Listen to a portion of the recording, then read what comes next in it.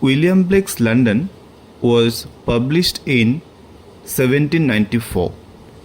It was part of the collection Songs of Innocence and of Experience. London was, of course, the part of the experience segment, because here William Blake has a critical approach towards whatever he sees around himself. The year is also very important, 1794. It means Lyrical Ballads, which was published in 1798, was still 4 years away.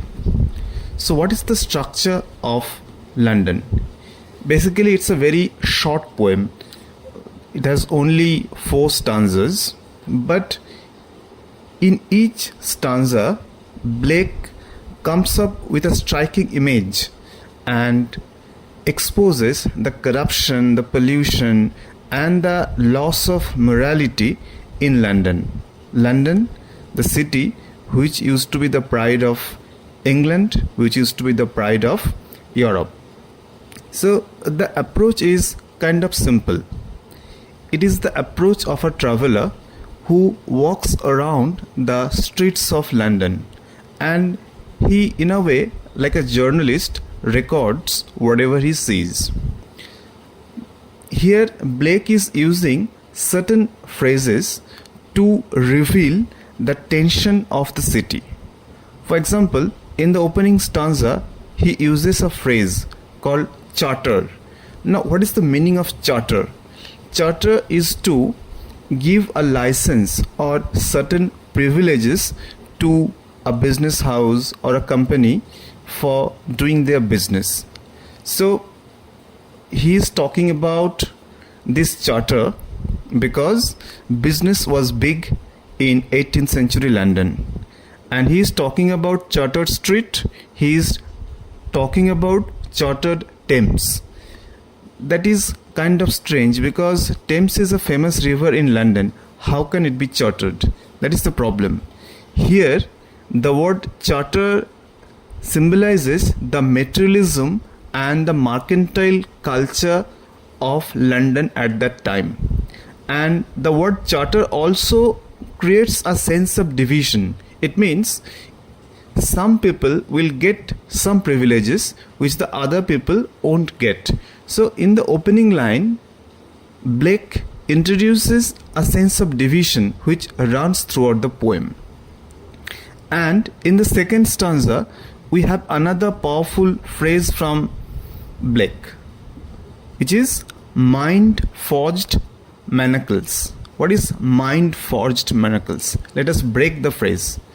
Forge is the workshop of a blacksmith where he gives shape to different things or different iron materials. Manacles is they're chains, and mind-forged manacles means those chains or those manacles do not physically exist.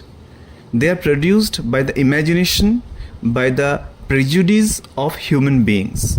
So manacles in this poem stand for the limitation and the different prejudices of human beings. Say prejudices about class, prejudices about society, prejudices about religion. All these things are summed up by these mind-forged manacles.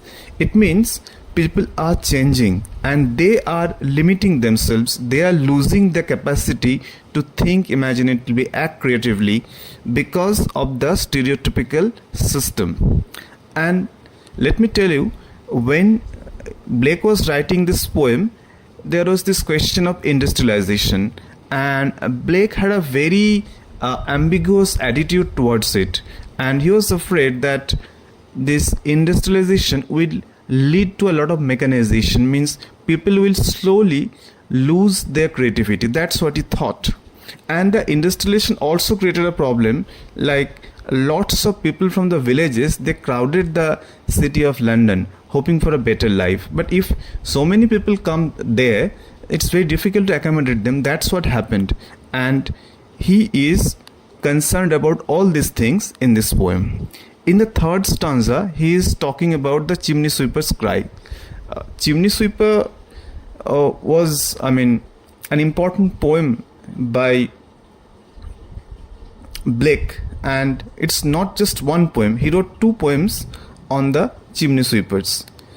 In 18th century London, the young child laborers, they were sent across these chimneys, or they were asked to clean the chimneys. It was a dangerous job. It used to lead to death. Often, many young boys died suffocated right there. It's a terrible profession, but young boys had to do it because they didn't have an option. So he is talking about chimney sweepers. Here the phrase chimney sweepers cry actually express the exploitation of the poor by the rich. And then he is saying every blackening church appalls.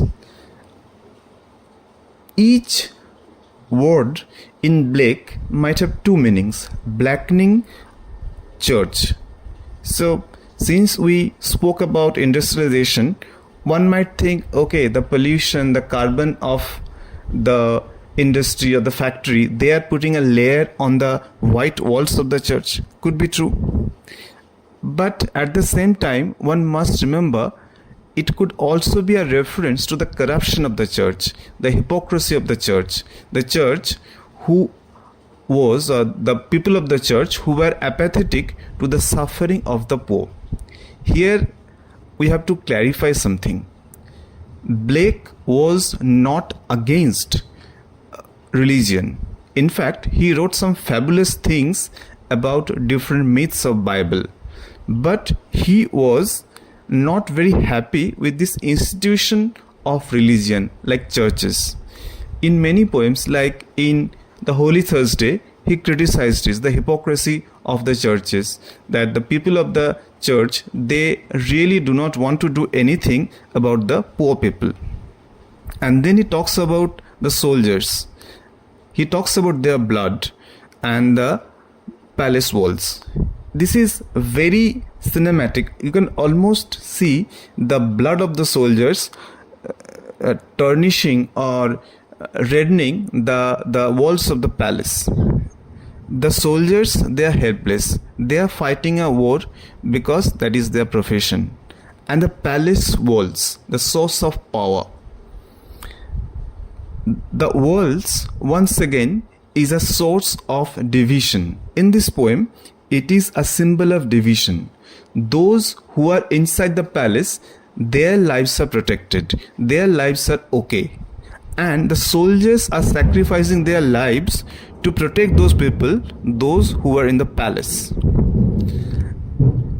In the final stanza, Blake's irony becomes really, really grim. Now he has come down to the midnight streets. And what does he hear? He hears the curse of the youthful harlot. Harlot, we don't use this word anymore. Harlot means a prostitute. So the harlot is shouting. Now, why do young girls join prostitution? Simply because they have no other alternative. Out of sheer poverty, they join this profession. So why are they cursing? Maybe out of frustration, or it could also be the attempt to attract customers. And I told you that Blake has this uncanny capacity to join one image with another. The curse or the shouting of the harlot is blasting the ear of the infant. It is coming to the infant's ear or ear, whatever you say. It means the harlot or the suffering of the harlot is not an individual case. When one section of the society suffers, it is like cancer. It spreads to every part of the society. So the young infant is not very much free from the danger of the world. And the final line is a classic line, it's an iconic line. He says that the same curse of the harlot, it changes a marriage coach into a marriage hearse. It is very interesting. In those days, because cars were difficult to get by at that time, and the newly married couple, they used to come out of the church and they used to leave the place in a marriage coach which was beautifully decorated. But here Blake is giving us a visual which shows that a marriage coach is turning into a hearse. And what is a hearse? A hearse is a car or a vehicle which is used to carry the corpse, the dead bodies. So this final line is a great statement on loveless marriage. I mean, he is trying to suggest that if there is no love in a marriage, it is as bad as death. So before we end, let us quickly focus on the themes of the poem London. So what is the first theme? 1. Industrialization. 2. Child labor. 3. Prostitution. 4. Church. 5. Royal family. 6. Class or the division of class. The poem in these 4 stanzas combine all the important themes of the time.